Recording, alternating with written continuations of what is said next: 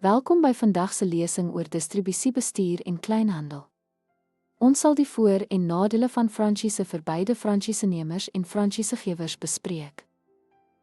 Franchising stel entrepreneurs in staat om 'n gevestigde handelsmerk en stelsel te benut. Kom ons begin deur die voordele vir die franchisenemer te ondersoek.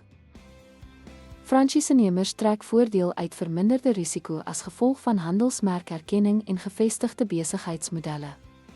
Hulle ontvang ook omvattende opleiding en deurlopende ondersteuning van die franchisegewer.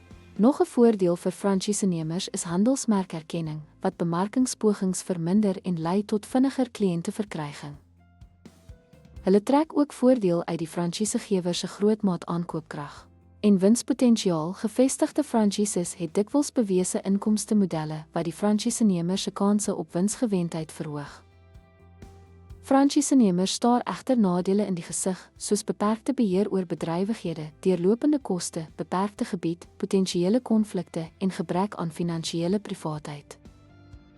Vir franchisegewers maak franchiseneming vinnige uitbreiding moontlik sonder beduidende kapitaalbelegging. Franchisenemers word gemotiveer om te slaag, wat gestandaardiseerde bedrywighede verseker, herhalende inkomste en verminderde bedryfskoste bied.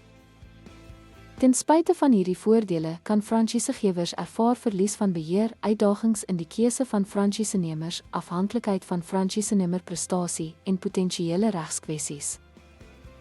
Ten slotte bied franchise unieke geleenthede en uitdagings vir beide partye.